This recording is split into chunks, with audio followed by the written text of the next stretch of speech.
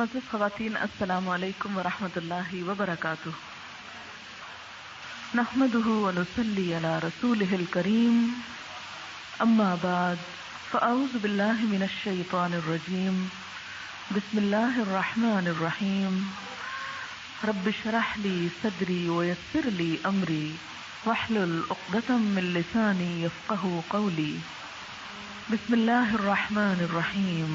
الف لام میم، ذالک الکتاب لا ریب فیہ ھدی للمتقین الذین یؤمنون بالغیب ویقیمون الصلاة ومما رزقناہم ینفقون والذین یؤمنون بما انزل الیک وما انزل من قبلک وبالآخرۃ ھم یوقنون اولئک علی ھدی من ربہم واولئک ھم المفلحون۔ شروع کرتی ہوں اللہ کے نام سے جو بے انتہا مہربان نہایت رحم فرمانے والا ہے۔ الف لام میم، یہ کتاب جس میں کوئی شک نہیں، تقوی والوں کے لیے باعث ہدایت ہے۔ وہ لوگ جو غیب پر ایمان رکھتے ہیں، نماز قائم کرتے ہیں اور اس میں سے جو رزق ہم نے ان کو دیا وہ خرچ کرتے ہیں، اور وہ لوگ جو اس چیز پر ایمان لاتے ہیں جو آپ کی طرف اتاری گئی اور اس پر بھی جو آپ سے پہلے اتاری گئی، اور آخرت پر وہ یقین رکھتے ہیں، یہی لوگ اپنے رب کی طرف سے آئی ہوئی ہدایت پر ہیں اور یہی لوگ کامیاب ہونے والے ہیں۔ معزز خواتین، میری آج کی گفتگو کا موضوع زکوٰۃ اور سود ہے۔ اللہ رب العزت جہاں ایک طرف اللہ کے راستے میں خرچ کرنے کے لیے بار بار قرآن پاک میں تلقین کرتے ہیں، وہاں دوسری طرف حرام ذرائع سے مال کمانے کو ڈسکریج بھی کرتے ہیں۔ اس وقت جو آیات میں نے آپ کے سامنے پڑھی ہیں، ان آیات میں کامیاب لوگوں کی صفات بتائی گئی ہیں، ہدایت یافتہ لوگوں کی صفات بتائی گئی ہیں۔ ہدایت پر ہونا کامیابی کی ضمانت ہے، اور ہدایت پر ہونے کی کچھ علامات ہیں، کچھ نشانیاں ہیں، کچھ اعمال ہیں جن پر کاربند ہونے سے، جن پر عمل کرنے سے انسان سیدھے راستے پر چلنے کا دعویٰ کر سکتا ہے۔ وہ اعمال جن میں سب سے پہلے ایمان آتا ہے، نمبر 2 نماز آتی ہے، جسمانی عبادات، اور نمبر 3 مما رزقناہم ینفقون، کہ جو رزق ہم نے ان کو دیا ہے اس میں سے وہ خرچ کرتے ہیں۔ قرآن پاک کی اس آیت سے یہ پتہ چلتا ہے کہ کامیاب ہونے والوں کی، فلاح پانے والوں کی جو اہم ترین خصوصیات ہیں یا بنیادی خصوصیات ہیں، ان میں سے ایک مال خرچ کرنا ہے۔ جو رزق ہم نے ان کو دیا ہے اس میں سے وہ خرچ کرتے ہیں۔ اب یہاں پر یہ نہیں بتایا گیا کہ وہ کس پہ خرچ کرتے ہیں، کیا خرچ کرتے ہیں، کتنا خرچ کرتے ہیں۔ وہ خرچ کرتے ہیں یعنی وہ دینے والے ہیں۔ خرچ کرنے میں سب سے پہلے انسان کی اپنی ذات آتی ہے، پھر اس کے بال بچے آتے ہیں، پھر اس کے دوست احباب آتے ہیں، پھر معاشرے کے ضرورت مند طبقات آتے ہیں۔ لیکن کامیاب ہونے والے، فلاح پانے والے وہ لوگ ہیں جو خرچ کرنے والے ہیں۔ انسان کا اپنی ذات پر خرچ کرنا یہ بھی باعث ثواب ہے، اپنے گھر والوں کو کھلانا یہ بھی اجر اور ثواب کا باعث ہے، اسی طرح ضرورت مندوں کی ضرورت پوری کرنا یہ بھی اجر اور ثواب کا باعث ہے۔ انسان کا مال ان نعمتوں میں سے ہے کہ جن کے بارے میں قیامت کے دن انسان سے سوال کیا جائے گا، اور سوال کیا ہے کہ مال کہاں سے آیا اور کہاں پر خرچ کیا۔ جہاں تک اس بات کا تعلق ہے کہ مال کہاں سے آیا، تو اس سے کیا پتہ چلتا ہے کہ اسلام انسان کے آمدنی کے ذرائع پر بھی نظر رکھتا ہے کہ ایک انسان کس ذریعے سے کما رہا ہے۔ لقمہ حلال کی بار بار قرآن پاک میں اور احادیث نبویہ صلی اللہ علیہ وسلم میں تلقین کی گئی ہے، اور کچھ چیزوں سے کمائی کرنے کو حرام قرار دیا ہے۔ حرام کمائی کے مختلف ذرائع کچھ یوں ہیں، مثلا چوری، ڈاکے کے ذریعے حاصل کیا ہوا مال، رشوت اور غصب کے ذریعے حاصل کیا ہوا مال، کسی کی رکھی ہوئی امانت میں خیانت کے ذریعے حاصل کرنا، پھر اسی طرح بت گری اور بت فروشی۔ سورۃ المائدہ کی آیت 90 سے پتہ چلتا ہے پھر اسی طرح ناپ تول میں کمی، ویل للمطففین، کہ انسان دوسرے کا حق دینے کی بجائے اسے دھوکے کے ذریعے اس سے لیے گئے پیسے کے عوض کم چیز ناپ تول کر اس کو دے، تو جو چیز بھی اس کے حق میں سے اپنی طرف کر لے وہ ناپ تول میں کمی کے ضمن میں آتا ہے۔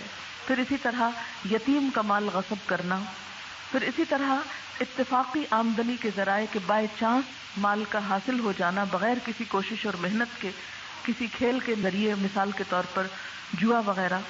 اسی طرح شراب کی تیاری، خرید و فروخت، اس کو اٹھانا، لانا، لے جانا، اس کے ذریعے جو کچھ حاصل ہو وہ حرام میں آتا ہے۔ پھر اسی طرح فحاشی اور بے حیائی پھیلانے والے کاروبار، وہ خواہ کسی بھی قسم کی چیزیں ہوں، اگر ان کو بیچا جائے تو ان کے ذریعے جو آمدنی حاصل ہوتی ہے وہ بھی حرام میں شمار ہوتی ہے۔ اسی طرح سودی کاروبار، اسی طرح زنا کی آمدنی، جسے سورۃ النور کی آیت 33 سے پتہ چلتا ہے۔ اسی طرح قسمتیں بتانے کا کاروبار، یعنی نجومی بن کر کسی کو قسمتیں بتانا اور اس کے ذریعے پیسے حاصل کرنا۔ اس کے علاوہ وہ تمام ذرائع کہ جس میں مال کماتے وقت جھوٹ، فریب، دھوکہ شامل ہو، وہ تمام کا تمام حرام میں شامل ہوتے ہیں۔ سب سے بہترین کمائی انسان کے ہاتھ کی کمائی ہے، جس میں انسان اپنی محنت اور کوشش سے کوئی کام کرتا ہے۔ پھر اسی طرح اس میں تجارت بھی آتی ہے، لیکن تجارت میں بھی امانت اور صداقت جو ہے وہ انتہائی ضروری ہے۔ پھر اسی طرح وراثت کا مال جو انسان کے اپنے حصے کا ہو وہ اس کے لیے حلال ہے۔ کسی دوسرے کے مال پہ قبضہ کرنا، خواہ وہ بہن بھائی ہوں، خواہ ماں باپ ہوں یا کوئی اور ہو، وہ حرام میں شامل ہو جاتا ہے۔ پھر اسی طرح اگر کوئی شخص کسی کو کچھ ہبہ کرتا ہے، اپنی خوشی کے ساتھ کچھ دیتا ہے، تو دوسرے کے لیے وہ استعمال کرنا جائز ہے۔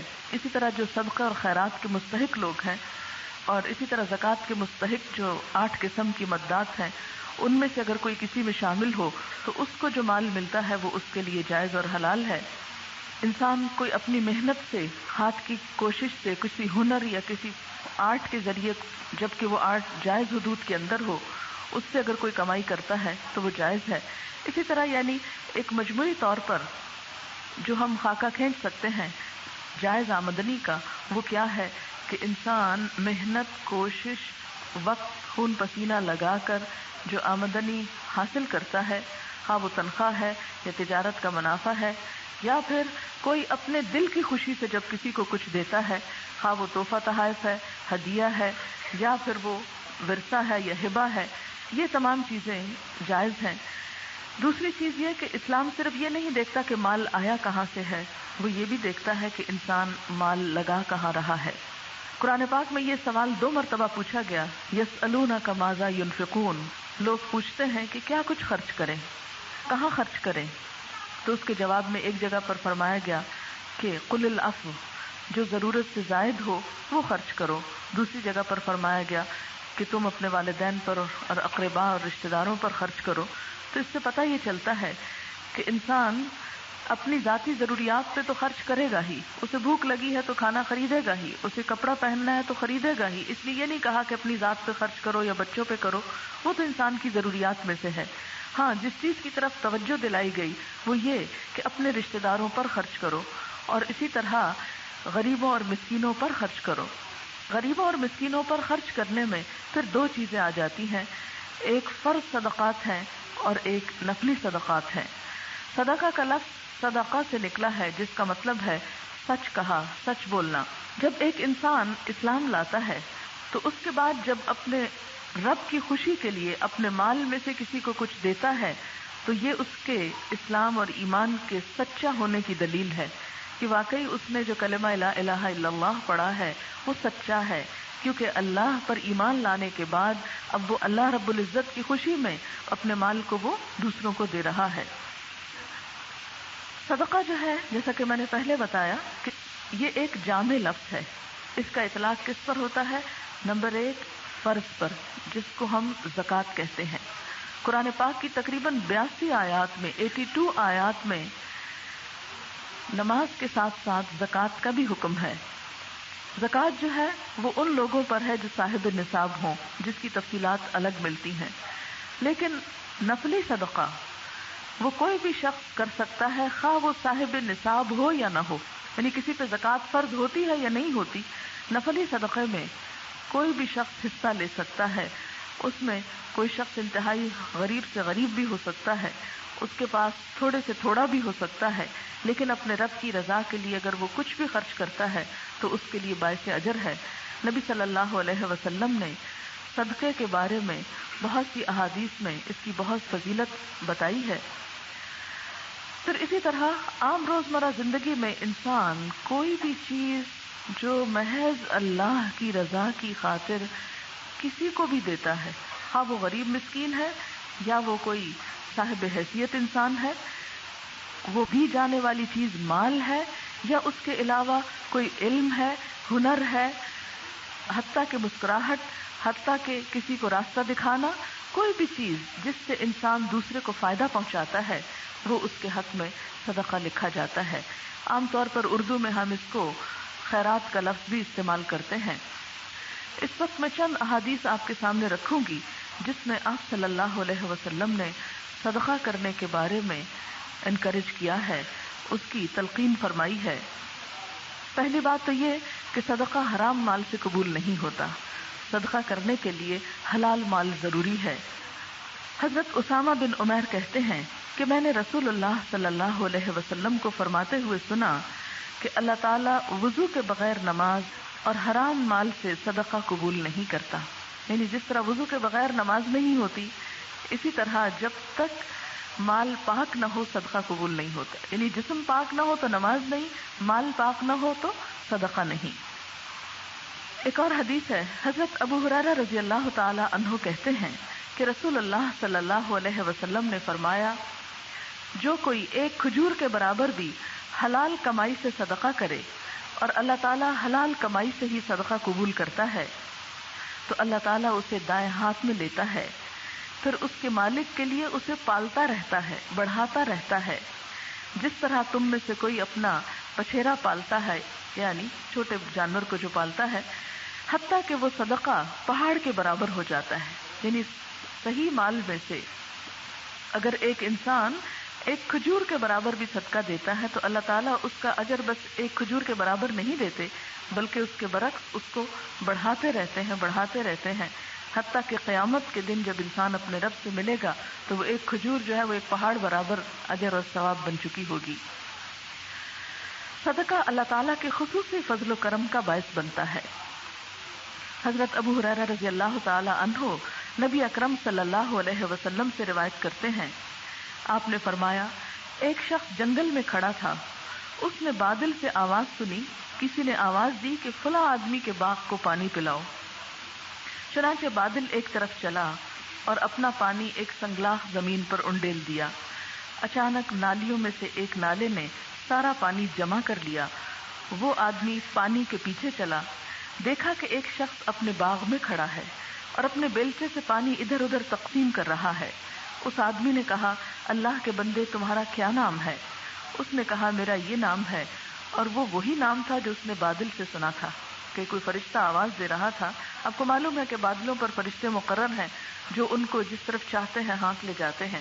کبھی آپ اگر بادلوں پر غور کریں تو یہ ایک طرح سے ایئر ٹریفک ہے جو بغیر پائلٹ کے چل رہی ہوتی ہے، لیکن ان کے پائلٹ جو ہیں وہ فرشتے ہیں. جدھر اللہ تعالیٰ حکم دیتا ان کو کہ ان کو لے جاؤ، ادھر وہ پانی کے کیریئر لے جاتے ہیں. بہرحال وہاں وہ آپس میں بات چیت بھی کرتے ہیں. کبھی کبھی ایسی چیزیں اللہ تعالیٰ زمین والوں کو بھی سنوا دیتے ہیں. چونکہ یہ ایک صحیح حدیث ہے، صحیح مسلم میں اس کو روایت کیا گیا ہے، تو یہ ایک فرضی قصہ کہانی نہیں بلکہ نبی صلی اللہ علیہ وسلم نے اس کو روایت کیا ہے. بہرحال اس نے بادل میں جو نام سنا تھا وہی نام اس شخص کا تھا. اس نے دریافت کیا، اے اللہ کے بندے، تو میرا نام کیوں پوچھ رہا ہے؟ تو ایک اجنبی شخص ہے، تجھے مجھ سے کیا کام ہے؟ اس نے کہا کہ میں نے اس بادل سے جس کا یہ پانی ہے آواز سنی تھی کہ فلاں کے باغ کو پانی پلاؤ. اور تیرا کیا نام ہے؟ میں جاننا چاہتا ہوں. تو اپنے باغ میں کیا کرتا ہے کہ اللہ تعالیٰ نے خصوصی طور پر یہ بادل تیرے باغ کے پانی کے لیے بھیجا ہے؟ اس نے کہا، میں کسی کو بتاتا تو نہیں، لیکن جب تو نے پوچھا ہے تو اب میں تم کو بتاتا ہوں کہ جو کچھ میرے باغ میں پیدا ہوتا ہے اس کا تیسرا حصہ صدقہ کر دیتا ہوں. تیسرے حصے سے میں اور میرا اہل و عیال کھاتا ہے اور آخری تیسرا حصہ دوبارہ باغ میں لگا دیتا ہوں. یعنی باغ کی خدمت پر، اس میں دوبارہ بیج ڈالنے پر اور اس کو مزید ترقی دینے پر. تو یہ میرا ایک طریقہ ہے. تو اب آپ دیکھیں کہ اس کو یہ انعام، یعنی کائنات کی جو مخلوق ہے وہ اس کی خدمت میں لگی ہوئی ہے اور اس تک وہ پانی پہنچ رہا ہے اور اللہ تعالیٰ اپنے فرشتوں کے ذریعے اس کی مدد فرما رہے ہیں.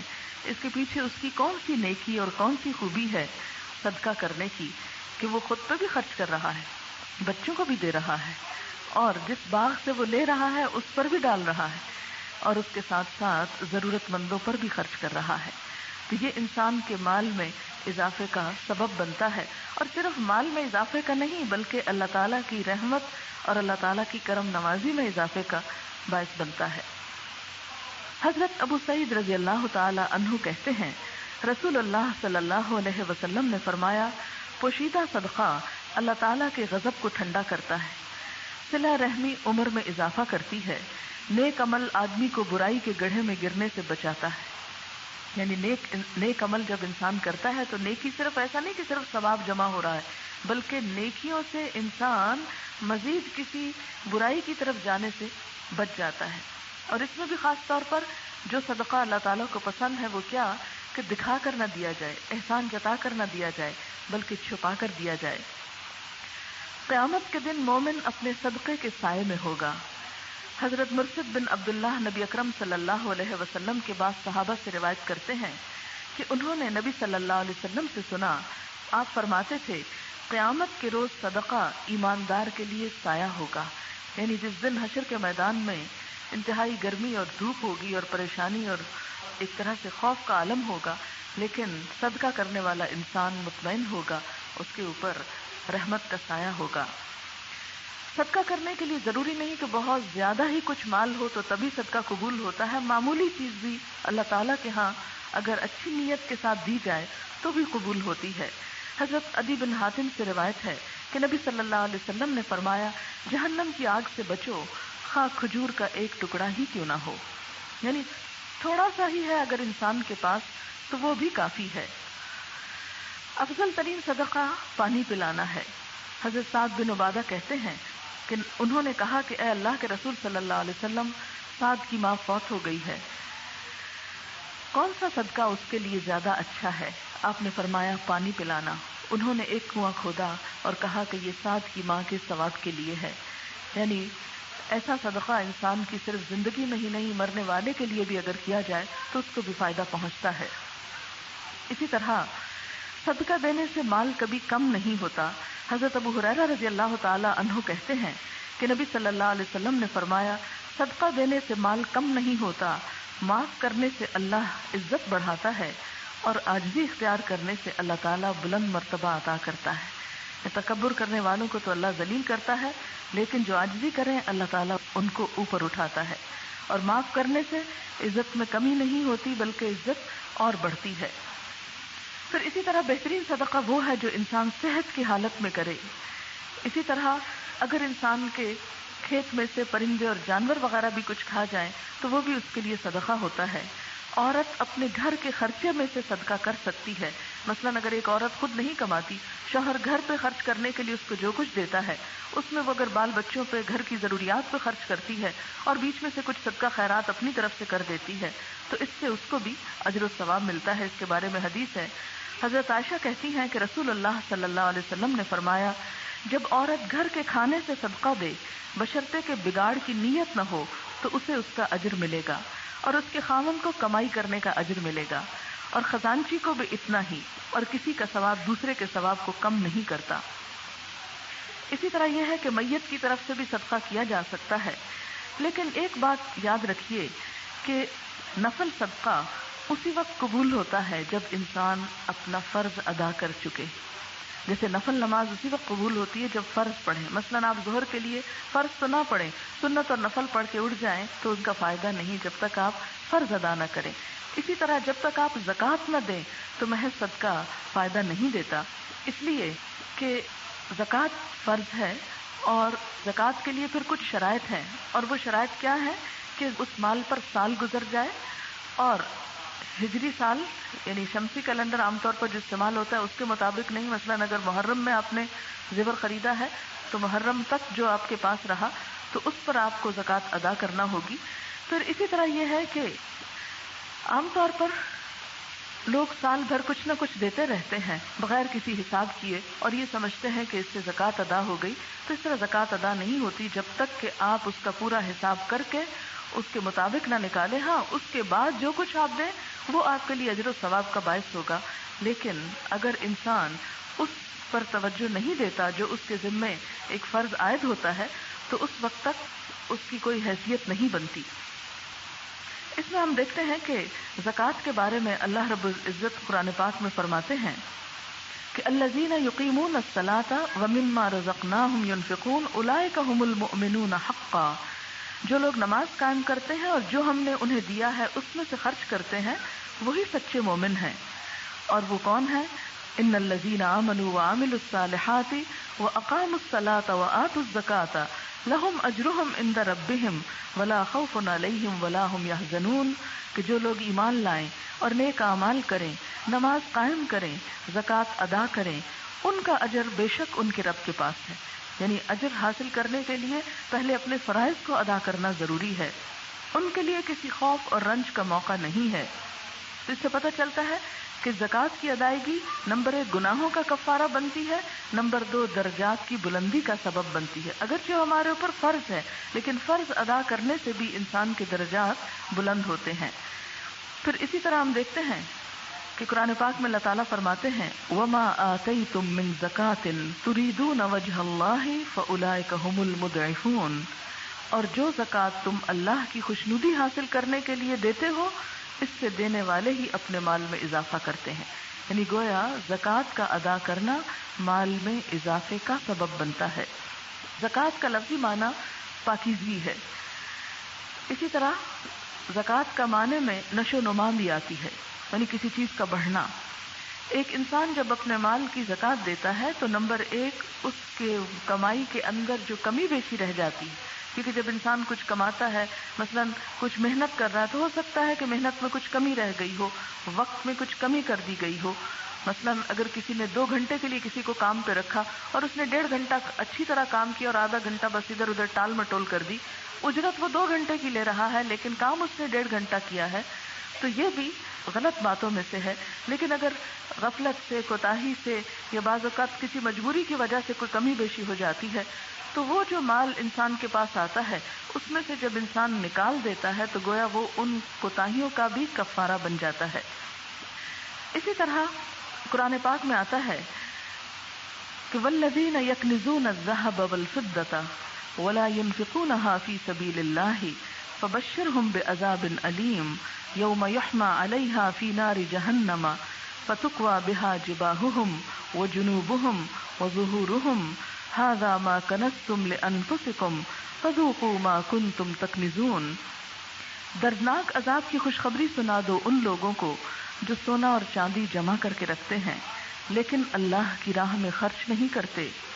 ایک دن آئے گا کہ اسی سونے چاندی پر جہنم کی آگ دہکائی جائے گی اور پھر اس سے ان لوگوں کی پیشانیوں، پہلوؤں اور پیٹھوں کو داغا جائے گا اور کہا جائے گا کہ یہ وہ خزانہ ہے جسے تم اپنے لیے سنبھال سنبھال کر رکھتے تھے، اب اپنے خزانے کا مزہ چکھو. یعنی زکوٰۃ نہ نکالنے سے انسان کے لیے نہ صرف یہ کہ فرض کی ادائیگی نہیں بلکہ سخت پکڑ ہے.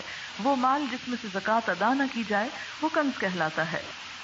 نبی اکرم صلی اللہ علیہ وسلم نے فرمایا قیامت کے روز زکوٰۃ ادا نہ کرنے والوں کا مال و دولت گنجے سانپ بنا کر ان پر مسلط کر دیا جائے گا جو انہیں مسلسل ڈستا رہے گا اور کہے گا انا مالکا انا کنزکا، میں تیرا مال ہوں، میں تیرا خزانہ ہوں. پھر اسی طرح ایک اور روایت میں آتا ہے کہ وہ جانور اپنے مالکوں کو قیامت کے دن اپنے سینگوں سے ماریں گے، پاؤں تلے روندیں گے جن میں سے ان کے مالک نے زکوٰۃ ادا نہ کی ہوگی. یعنی جیسے مال مویشی پر بھی زکوٰۃ ہے، اگر وہ زکوٰۃ ادا نہیں کرتے تو وہی جانور جو ہیں قیامت کے دن اپنے مالکوں ہی کو ماریں گے اب آپ دیکھیں کہ کوئی بھینس اگر کسی کی طرف آ رہی ہو یا گائے مارنے کے لیے تو کس قدر خوف و ہراس ہوتا ہے، کس طرح انسان ڈرتا ہے. یا یہ کہ کسی بچے کے اوپر یا کسی انسان کے اوپر اگر کوئی بھینس جانور چڑھ جائے تو اس کا کیا بچے. لیکن قیامت کے دن حشر کے میدان میں، یہ صحیح مسلم کی روایت ہے کہ قیامت کے دن مسلسل 50,000 سال تک وہ اسے اپنے سینگوں سے مارتے رہیں گے اور پاؤں تلے رونتے رہیں گے. یعنی جہنم اور جنت تو بعد کی بات ہے، لیکن اگر اس نے اپنی زکوٰۃ ادا نہیں کی تو اس سے پہلے اس کی یہ سزا ہے. اسی طرح معراج کی رات نبی صلی اللہ علیہ وسلم نے کچھ ایسے لوگ دیکھے جن کے آگے پیچھے دھجیاں لٹک رہی تھی اور وہ جانوروں کی طرح تھور کانٹے اور آگ کے پتھر کھا رہے تھے. آپ صلی اللہ علیہ وسلم نے فرمایا یہ کون لوگ ہیں؟ حضرت جبریل علیہ السلام نے بتایا یہ وہ لوگ ہیں جو اپنے مالوں کی زکوٰۃ ادا نہیں کرتے تھے. پھر اسی طرح نبی صلی اللہ علیہ وسلم نے فرمایا کہ زکوٰۃ ادا کرو تاکہ تمہارا اسلام مکمل ہو جائے.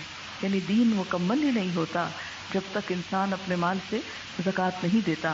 آپ کو یاد ہوگا کہ حضرت ابوبکر صدیق رضی اللہ تعالی عنہ نے ان لوگوں کے خلاف جنگ کی تھی جنہوں نے زکوٰۃ دینے سے انکار کیا تھا اور کہا کہ اگر وہ بکری کا ایک بچہ بھی دینے سے انکار کریں گے تو میں ان سے جنگ کرتا رہوں گا جب تک کہ وہ اس بکری کے بچے کو بھی جو پہلے وہ زکوٰۃ میں دیا کرتے تھے دے نہ ڈالیں. ہر امت کے لیے ایک آزمائش ہے اور نبی صلی اللہ علیہ وسلم نے اپنی امت کی آزمائش مال کو قرار دیا ہے. آپ نے فرمایا ہر امت کے لیے ایک آزمائش ہے اور میری امت کی آزمائش مال ہے. سورہ نون اگر آپ پڑھیں تو اس میں ایک باغ والے کا قصہ بیان ہوتا ہے. وہ قصہ کچھ یوں ہے کہ ایک شخص بہت نیک اور سخی انسان تھا. اس کے پاس ایک باغ تھا. وہ باغ کی پیداوار میں اس میں سے اپنے گھر اور کھیتی باڑی کے اخراجات نکال کر باقی اللہ کے راستے میں دے دیا کرتا تھا. اس سے اللہ تعالیٰ نے اس کے مال میں بہت برکت ڈال رکھی تھی. وہ آدمی جب فوت ہوا تو اولاد باہم مل بیٹھی اور اس نے مشورہ کیا کہ ہمارا باپ تو بہت بے وقوف آدمی تھا، اتنی زیادہ رقم غریبوں اور مسکینوں کو دے ڈالتا تھا اور انہیں مفت کھلاتا پلاتا، لیکن اب آئندہ سال جو بھی اس باغ کی آمدنی ہوگی یا جو بھی پھل آئے گا تو وہ ہم کسی کو نہیں دیں گے، وہ سارے کا سارا اپنے پاس رکھیں گے تاکہ ہم بہت جلد نہایت دولت مند انسان بن جائیں. چنانچہ جب باغ کا پھل کاٹنے کا وقت آیا تو انہوں نے رات کے وقت آپس میں بیٹھ کے قسمیں کھائیں کہ ہم صبح صبح اندھیرے میں نکل جائیں گے، باغ پہنچ جائیں گے اور کسی کو کانوں کان خبر نہ ہوگی اور سارا مال سمیٹ کر لے آئیں گے. لیکن ہوا یہ کہ جب وہ صبح سویرے اس باغ کی طرف نکلے تو آگے جلا ہوا باغ نظر آیا. انہوں نے سمجھا کہ شاید ہم رستہ بھول گئے. کہا نہیں، بلکہ تم تو لٹ گئے کہ اللہ تعالیٰ کے راستے میں جو کچھ نہ دینے کی جو تم نے قسم کھائی اس کا یہ نتیجہ تمہارے سامنے آیا. اس وقت انہیں احساس ہوا کہ یہ دراصل ہمارا ہی جرم تھا کہ ہم نے اللہ کے راستے میں دینے کی بجائے خود سمیٹ کر رکھنے کی جو قسم کھائی تھی اس پر اللہ تعالیٰ نے فوری طور پر سزا دے ڈالی. قرآن پاک میں آتا ہے کہ اس وقت وہ پکار اٹھے جب انہیں احساس ہوا کہ غلطی ہماری اپنی ہے. یا ویلنا انا کننا طاغین، ہائے افسوس ہم پر، ہم واقعی سرکش لوگ تھے. تو اللہ تعالیٰ فرماتے ہیں کذالک العذاب، ایسا ہوتا ہے عذاب. یعنی اس کو عذاب کہتے ہیں کہ انسان کا ہنستا بستا گھر لٹ جائے، برباد ہو جائے.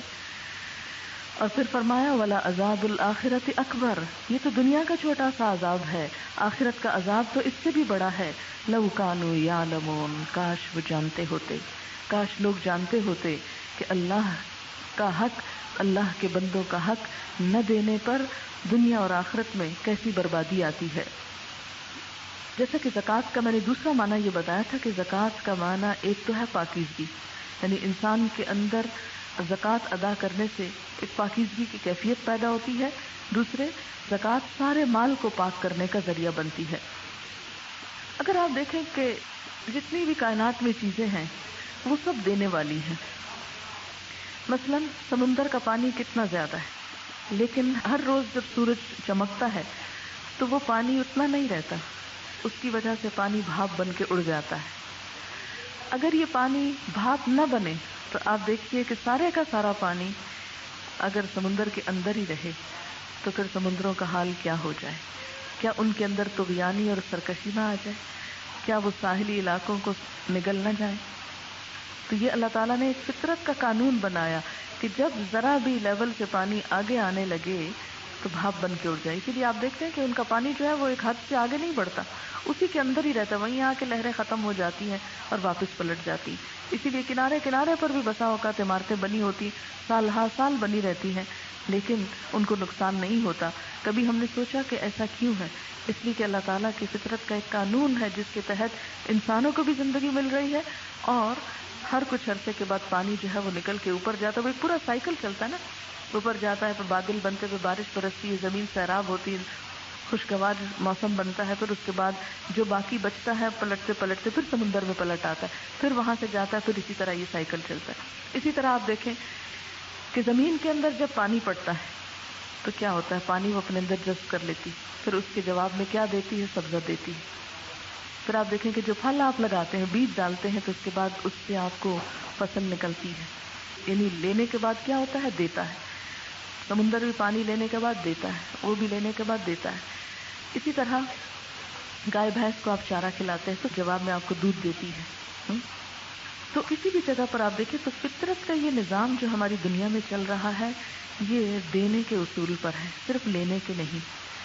جو صرف لینے والے ہوتے ہیں کبھی بھی ان کے لیے بقا نہیں، ان کے لیے برکت نہیں، بڑھوتری نہیں، ان کے لیے نشو نما نہیں، پاکیزگی نہیں. کیونکہ زکوٰۃ کا ایک اور معنی جو ہے نشو نما کرنا، بڑھانا ہے. جب انسان اللہ تعالیٰ کے راستے میں دیتا ہے تو پلٹ کر اس کا فائدہ خود اسی کو پہنچتا ہے. اس کے برعکس جب انسان زکوٰۃ کی بجائے سود کی طرف نکل جاتا ہے تو معاشرے کے اندر خود غرضی کے جذبات پنپتے ہیں. اس کے لیے میں ابھی تھوڑی دیر میں بات کروں گی، لیکن ابھی زکوٰۃ ہی کے اوپر بات کروں گی کہ انسان کس طرح جب دوسروں کو دیتا ہے تو اس سے معاشرے کے اندر دینے کی وجہ سے محبت کے جذبات پیدا ہوتے ہیں. اب آپ دیکھیے کہ ہم شروع کرتے ہیں اپنے گھر سے. ایک شخص مال کما کر لاتا ہے، اس میں سے وہ اپنی بیوی کو دیتا ہے. جو شوہر اپنی بیوی کا حق دیتے ہیں، ان کی ضروریات پوری کرتے ہیں، آپ نے دیکھا ہوگا کہ ان بیویوں کے رویے بالکل مختلف ہوتے ہیں. بہت کام، بہت کنٹینٹمنٹ ہوتی ہے ان کے اندر، ان کے مزاج میں فرق ہوتا ہے بنسبت ان بیویوں کے کہ جن کے شوہروں کے پاس بہت کچھ ہے لیکن وہ اپنی بیوی کے ہاتھ میں چند سکے رکھنے کے بھی روادار نہیں. اب اس کا نتیجہ کیا ہوتا ہے کہ بیویوں کے اندر ایک ریزنٹمنٹ پیدا ہوتی، پھر بعض اوقات چوری کی عادت پڑتی، شوہر کی جیب سے ادھر سے ادھر سے نکالنے کی، کیونکہ ضروریات تو ہیں کچھ نہ کچھ. اب آپ دیکھیں کہ دینے والے اور نہ دینے والے گھرانے میں خود ہی ایک فرق آ جائے گا. اب آپ دیکھیں کہ جو شوہر لاتے ہیں اور بچوں پہ خرچ کرتے ہیں، بچوں کو تعلیم دلواتے ہیں، ان کی ضروریات پوری کرتے ہیں، جائز حدود کے اندر ان کے سیر تفریح کا، کھانے پینے کا، ضروریات زندگی کا اہتمام کرتے ہیں، تو آپ دیکھیں گے کہ ان بچوں کی عادت کچھ اور ہوگی بنسبت اس کے کہ جو بچوں کا خیال نہ رکھیں اور سارے کا سارا مثلاً باہر ہی صدقہ کر کے آ جائیں. اسی لیے اللہ تعالیٰ نے پہلا حق کیا رکھا؟ گھر والوں کا رکھا.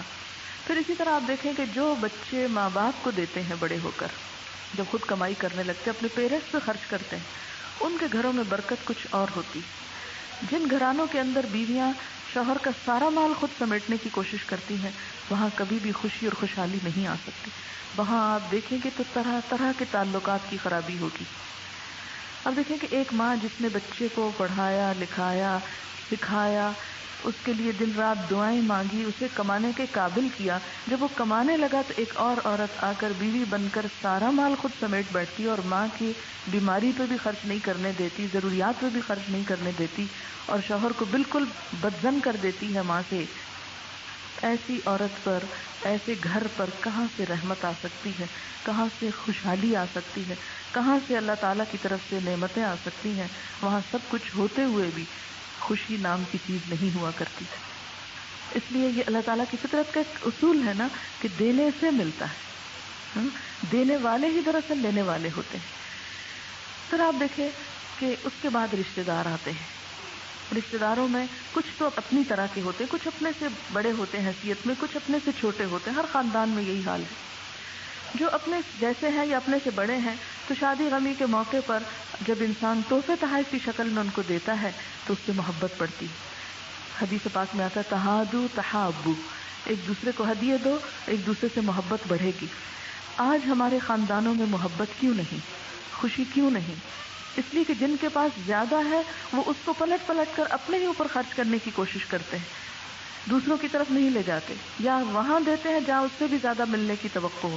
حالانکہ قرآن پاک میں کیا کہا گیا؟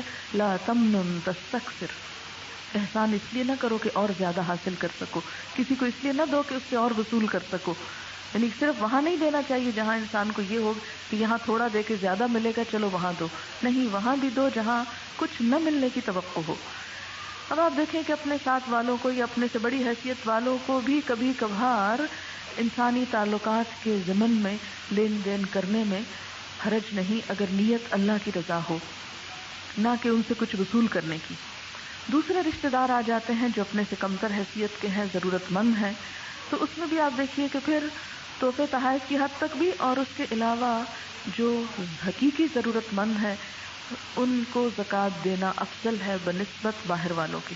یعنی جب انسان زکوٰۃ دینا چاہے تو رشتہ دار کو دے تو دوہرا اجر ہے اس کے لیے، ایک صلہ رحمی کا اجر اور دوسرے اس کے لیے صدقے کا اجر۔ آپ دیکھیں کہ جس خاندان کے اندر جو شخص دینے والا ہے سب خاندان اسی سے محبت کرنے والا ہوگا۔